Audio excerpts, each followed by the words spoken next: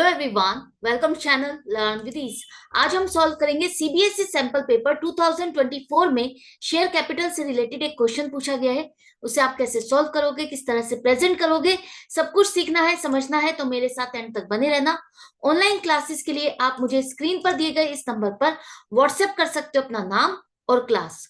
और अगर आप सॉल्यूशन ढूंढ रहे हो टीएस ग्रेवाल और DK Goyal new edition book के, तो चैनल की प्लेलिस्ट को क्लिक करो, आपको सभी सॉल्यूशन अपलोडेड मिलेंगे। कम्युनिटी सेक्शन पर क्लिक करोगे तो एमसीक्यूज मिलेंगे क्विज की फॉर्मेट में और एमसीक्यूज के सॉल्यूशन है शॉर्ट्स में। तो बहुत कुछ है चैनल पर, विजिट द चैनल। अच्छा लगे तो शेयर और सब्सक्राइब जरूर करना। क्वेश्चन में दिया है कि शक्तिमान लिमिटेड एक कंपनी जिसने 1 लाख शेयर्स पब्लिक को इशू किए हैं, ऑफर किए हैं। 10 रुपीज फेस वैल्यू वाला शेयर 2 रुपए प्रीमियम के साथ इशू किया। मतलब ये शेयर है आपका 12 रुपए का। जिसे भी ये शेयर खरीदना है उसे 12 रुपीज की पेमेंट करनी होगी। कंपनी किस तरह से डिमांड कर रही है? 4 रुपीज ऑन एप्लीकेशन, एप्लीकेशन पर ही प्रीमियम भी डिमांड किया है। इसका मतलब है 2 rupees face value and 2 rupees premium company application पर डिमांड कर रही है। ₹5 on allotment and balance on call. Balance on call कितना होगा, कैसे कैलकुलेट करोगे?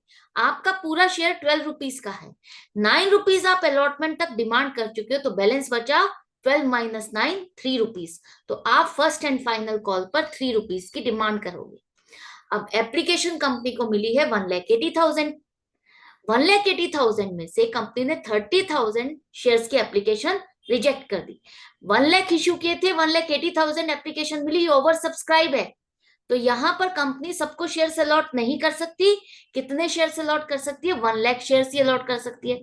तो कंपनी ने 30,000 एप्लीकेशन को रिजेक्ट कर दिया। इनको अलॉटमेंट नहीं की जाएगी, बाकी एप्लीकेंट्स को प्रोरेटा बेस पर अलॉटमेंट की है। मतलब 1,50,000 शेयर्स की एप्लीकेशन पर 1 लाख शेयर्स की अलॉटमेंट हो रही है। अब यहां पर मंथन जो है, एक शेयर होल्डर जिसके पास 5,000 शेयर्स हैं, होल्डिंग का मतलब उसको ये अलॉटेड नंबर ऑफ शेयर्स हैं, वो कॉल का पैसा नहीं दे पाया। नहीं दे पाया तो कंपनी ने उसके शेयर्स को फॉरफिट कर दिया, कैंसिल कर दिया। और उसके बाद उसके 5,000 शेयर्स में से 2,000 शेयर्स पब्लिक को ऑफर किए गए, दोबारा से री इशू किए गए एट प्रीमियम ऑफ ₹3 पर शेयर। मतलब जो ये शेयर्स हैं प्रीमियम पर इशू किया है। आपको ये जो सब कुछ दिखाना है वो कैश बुक और जर्नल एंट्रीज बना के दिखानी है। कैसे करोगे? सबसे पहले देखो, आपको जो एप्लीकेशन का पैसा मिलेगा उसी के बाद आपको पता चलेगा कि कितने शेयर्स की एप्लीकेशन मिली, किसको कितने शेयर्स अलॉट करने हैं। तो सबसे पहली एंट्री जो आपकी बनती है वो बैंक की बनती है कि हमें बैंक में पैसा मिला कितना है। तो बैंक की एंट्री जो भी होगी अब आपको कैश बुक में डायरेक्टली पोस्ट करनी है, जर्नल एंट्री जर्नल बुक में नहीं करोगे। तो पहली एंट्री बैंक से रिलेटेड आपकी आएगी, बैंक अकाउंट डेबिट। 1,80,000 एप्लीकेशन मिली है, 1,88,000 एप्लीकेशन पर 4 रुपीज की पेमेंट मिली, 7,20,000। यहाँ पर 1 लाख से नहीं करोगे, स्टार्टिंग में जितनी भी एप्लीकेशन मिलती है वो आप पूरा पैसा दिखाते हो कि आपको पूरा पैसा मिला। तो 7,20,000 आपका डेबिट होगा। किस लिए मिला आपको? जो आपने शेयर्स नाम का प्रोडक्ट लॉन्च किया, उसके लिए जिसको खरीदना है उसने अपने हिसाब से एप्लीकेशन का पैसा बैंक में जमा किया। तो to equity share application account 7,20,000। अब इसे आप पैसा रिसीव करते हैं तो कैश बुक में डेबिट साइड पे दिखाते हैं। तो to equity share application account 7,20,000। यहां तक हो गया। अब इसके बाद आपको ये एप्लीकेशन का पैसा ट्रांसफर करना है शेयर कैपिटल में। लेकिन इससे पहले ध्यान से रीड करो, यहां पर 30,000 एप्लीकेशन का पैसा रिजेक्ट भी किया है। तो 30,000 एप्लीकेशन का पैसा रिजेक्ट करोगे तो बैंक से पैसा रिटर्न होगा, रिफंड होगा। तो 30,000 का 1,20,000 पब्लिक को वापस किया जाएगा जिनकी एप्लीकेशन कंपनी रिजेक्ट कर रही है। तो वो एंट्री भी आपको यही कैश बुक में दिखानी है, by equity share application account 1,20,000। अब कितना पैसा बचा है एप्लीकेशन का? 6 लाख रुपीज। 6 लाख रुपीज को हम शेयर कैपिटल में ट्रांसफर करेंगे। तो कैसे करेंगे देखो, सबसे पहले तो equity share application account debit, अब इतना बैलेंस रह गया 6 लाख, जिसमें से आप शेयर अलॉट कर रहे हो 1 लाख। 1,50,000 शेयर्स नहीं अलॉट कर रहे, 1,80,000 एप्लीकेशन मिली, 30,000 रिजेक्ट कर दी, तो 1,50,000 एप्लीकेशन बच गई अब आपके पास। हम अलॉटमेंट कर सकते हैं जितने शेयर्स इशू किए हैं उतने ही। तो 1 लाख शेयर्स आप अलॉट करोगे, 2 रुपए फेस वैल्यू शेयर कैपिटल में ट्रांसफर करोगे, 2 लाख रुपीस। 2 रुपए प्रीमियम जो मिला वो सिक्योरिटीज प्रीमियम अकाउंट में क्रेडिट करोगे, 2 लाख रुपीस। अब जो 50,000 एप्लीकेशन का पैसा एक्स्ट्रा कंपनी के पास बच गया है, वो बचा है 4 रुपीज के हिसाब से 2 लाख रुपीस। अब कंपनी ये पैसा ना तो रिफंड कर रही है, ना ही इसके नाम के शेयर अलॉट कर रही है। तो कंपनी इस पैसे का क्या करेगी? कंपनी उस पैसे को नेक्स्ट कॉल में एडजस्ट करेगी। नेक्स्ट कॉल हमारी कौन सी होने वाली है? अलॉटमेंट। तो आप to equity share allotment account में इसे क्रेडिट करोगे कि कंपनी एक तरह से मान के चल रही है कि इन शेयर होल्डर से आपको अलॉटमेंट का पैसा पहले ही रिसीव हो चुका है। इतनी अमाउंट का रिसीव हुआ है, टोटल अमाउंट पूरी नहीं रिसीव हुई है, अभी इतना रिसीव हुआ है। अलॉटमेंट पे देखो 1 लाख शेयर्स पर 5 रुपीज के हिसाब से 5 लाख रुपए लेने हैं, जिसमें से 2 लाख रुपए आपको एप्लीकेशन पर ही रिसीव हो चुके हैं। आई होप समझ में आ गया है। फिर से समझो, 1 लाख शेयर्स की इशू करने पर कंपनी को एप्लीकेशन रिसीव हुई 1,80,000, जिसमें से कंपनी ने 30,000 रिजेक्ट कर दी, तो अब बची 1,50,000। 1,50,000 का पैसा 4 रुपीज के हिसाब से 6 लाख रुपीज बनते हैं, जो कि अब हम पैसा रिसीव होने के बाद फाइनली हम अलॉटमेंट कर सकते हैं। तो इसलिए हम शेयर कैपिटल अकाउंट में इसको ट्रांसफर करेंगे। फाइनली डिसाइड हो जाता है जब आपके पास पहली बार पैसा आता है, उसके बाद आप डिसाइड कर पाते हो कि हम अलॉटमेंट कर सकते हैं या नहीं। तो जब आपके पास ओवर सब्सक्राइब हो गया तो मिनिमम सब्सक्रिप्शन वाली 90% वाली कंडीशन तो पूरी हो गई है। तो अब ये पैसा हम शेयर कैपिटल में फेस वैल्यू ट्रांसफर करेंगे, एप्लीकेशन पर जो प्रीमियम रिसीव किया सिक्योरिटीज प्रीमियम में ट्रांसफर करेंगे, और जो एक्स्ट्रा पैसा है वो कंपनी जो रख रही है वो अलॉटमेंट में एडजस्ट किया जाएगा। यहां तक हो गई। अब कंपनी एप्लीकेशन के बाद अलॉटमेंट की तैयारी करेगी। एप्लीकेशन के बाद अलॉटमेंट नई इंस्टॉलमेंट है, तो नई इंस्टॉलमेंट पर कंपनी देखेगी अगर मुझे 5 रुपए डिमांड करने हैं तो मुझे 1 लाख शेयर्स पर कितना पैसा मिलना चाहिए? 5 लाख रुपीस। अब वो पहले ड्यू की एंट्री बनाती है कि अगर मैं इतना पैसा डिमांड करती हूं तो मुझे टोटल कितना पैसा मिलना चाहिए। अगर इसमें कम मिला तो कंपनी उसको ट्रैक रख सकती है। कंपनी ड्यू की एंट्री क्यों बनाती है? ताकि वो ट्रैक रख सके कि 1 लाख शेयर्स है तो 1 लाख शेयर्स पर पूरा पैसा आया है या नहीं आया। तो equity share allotment account debit 5 lakh, और कंपनी मान के चलती है कि हमें पूरा पैसा मिल जाएगा, और इक्विटी शेयर कैपिटल अकाउंट में 5 लाख रुपीस क्रेडिट करती है। एक्चुअली पैसा मिला या नहीं मिला वो कब पता चलता है? जब आपके बैंक में पैसा आता है। तो यहां पर देखो, यहां पर अब आपके पास 5 लाख में से 2 लाख तो पहले एडवांस आ चुका है, 2 लाख रुपीस एप्लीकेशन के टाइम पर ही। बाकी जो बैलेंस बचा है 3 लाख रुपीस ही बैलेंस और बचे हैं जो आपको लेने हैं। टोटल 5 लाख में से अब 3 लाख रुपए लेने हैं। क्या किसी ने कुछ गड़बड़ की है? नहीं। यहां पर मंथन ने जो पेमेंट कॉल नहीं की है वो कॉल मनी नहीं की है, अलॉटमेंट का तो पैसा इसने दिया है। इसका मतलब अलॉटमेंट पर 3 लाख रुपीस का पूरा पैसा आपको रिसीव हो गया। तो bank account debit to equity share allotment account 3 lakh, यहाँ पर आप डेबिट साइड पे दिखाओ to equity share allotment account 3 lakh rupees. ये भी हो गया, अलॉटमेंट तक की कहानी पूरी हो गई। अब बारी आती है कि हम फाइनल कॉल की डिमांड करें। तो जिस तरह से आपने अलॉटमेंट के टाइम पर ड्यू की एंट्री बनाई थी, उसी तरह से आपको फाइनल कॉल पर भी ड्यू की एंट्री बनानी है। तो फाइनल कॉल पर ड्यू की एंट्री 1 लाख शेयर्स पर 3 रुपीज आपको डिमांड करने, तो 3 लाख रुपीज मिलने चाहिए। Equity share first and final call, last call के साथ आपको फाइनल कॉल जरूर लिखना है। Final call account debit 3 lakh rupees. मान के चलते हैं कि पूरा पैसा आ जाएगा, तो इक्विटी शेयर कैपिटल अकाउंट को ही आप पहले ही क्रेडिट कर देते हो कि इतना पैसा मिल गया। जब ड्यू की एंट्री बनाते हो तभी आप शेयर कैपिटल अकाउंट को क्रेडिट करते जाते हो। अब क्या हमें पूरा पैसा मिला? नहीं। यहां पर देखो, यहां लिखा है कि मंथन ने 5,000 शेयर्स पर पैसा नहीं दिया है कॉल का। अब जो सबसे बड़ी कंफ्यूजन आपको होती है वो ये होती है कि हमने इसको प्रोरेटा बेस पर अलॉटमेंट किए। अगर इसको 5,000 शेयर्स अलॉट किए गए तो डेफिनेटली इसने अप्लाई ज्यादा किए होंगे, बिल्कुल किए हैं। तो आपको ये समझना है कि आप उसका एडवांस का पैसा कब तक एडजस्ट कर रहे हो, कौन सी कॉल तक एडजस्ट कर रहे हो? अलॉटमेंट तक ही एडजस्ट कर रहे हो ना। अलॉटमेंट के बाद तो किसी का कोई एडवांस बचा ही नहीं जिसके लिए आप अप्लाइड नंबर ऑफ शेयर्स निकालो, नहीं ना, हमें तो अलॉटेड नंबर ऑफ शेयर्स चाहिए कॉल मनी के लिए, ताकि हम ये पता कर सके कि उसने इतने number allotted number of shares पर कितना पैसा नहीं दिया कॉल का। तो जो भी एडवांस की कहानी थी अलॉटमेंट तक, जो भी एडजस्टमेंट की कहानी थी वो पूरी हो चुकी है अलॉटमेंट तक। अब तो फर्स्ट कॉल पर आपके पास 3 लाख रुपए आने चाहिए।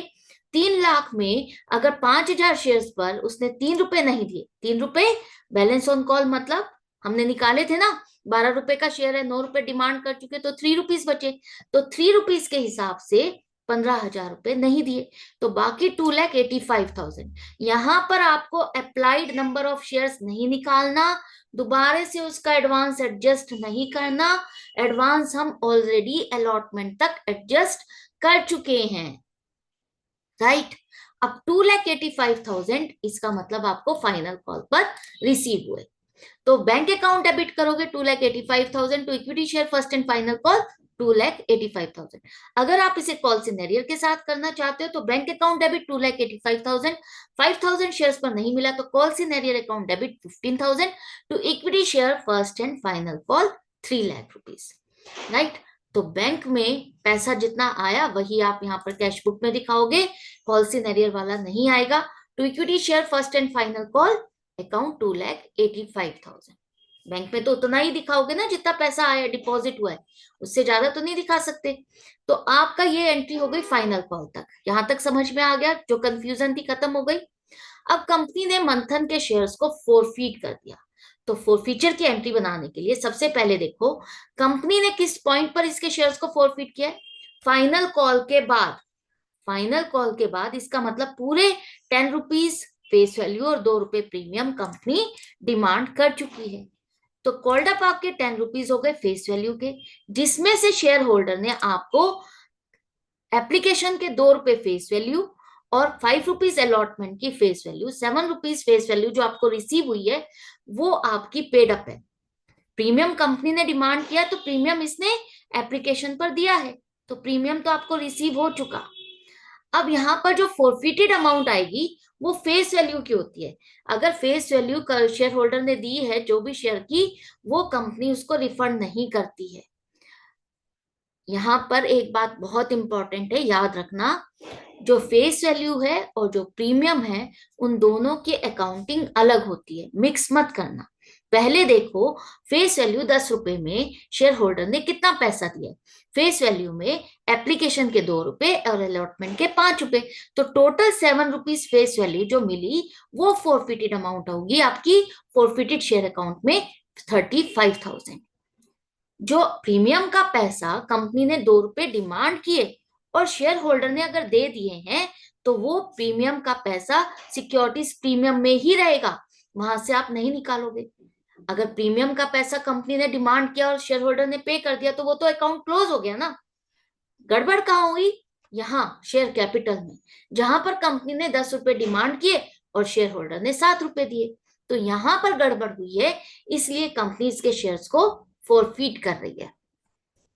तो 10 रुपए आप जो कॉल्ड अप होती है उसी से ही अपनी शेयर कैपिटल को रिवर्स करते हो, जितनी कॉल्ड अप होती है उतने से ही शेयर कैपिटल को रिवर्स करोगे।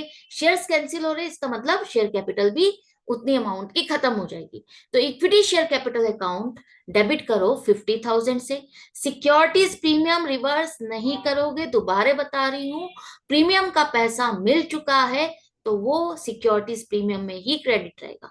अब आपको देखना है कि 10 रुपीज में से शेयर होल्डर ने अब आपको कितना दिया है और कितना नहीं दिया।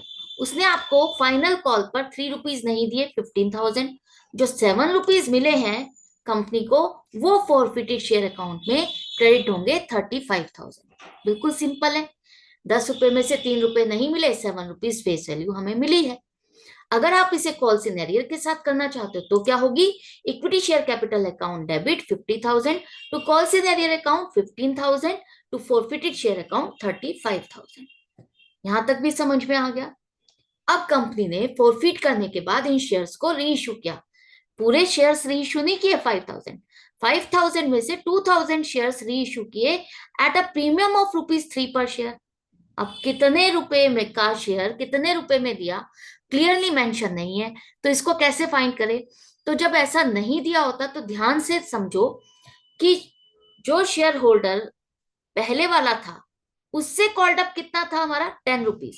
तो वही यहां पर लेके चलोगे कि हम 10 रुपए का कॉल्ड अप है, तो यहां पर भी हम जो नए शेयर होल्डर को शेयर दे रहे हैं इसी वैल्यू का शेयर दे रहे हैं। ये माना जाएगा कि इतनी पेड अप वैल्यू का इसको हम दे रहे हैं। तो 10 रुपए की पेड अप वैल्यू मतलब 10 रुपए का शेयर, 10 रुपए की पेड अप वैल्यू मतलब फुल्ली पेड अप हो गया ये तो, है ना। तो इसका मतलब आप नए शेयर होल्डर को 2000 शेयर्स फुल्ली पेड अप दे रहे हो 3 रुपीज प्रीमियम। प्रीमियम का मतलब फेस वैल्यू से एक्स्ट्रा डिमांड करना होता है।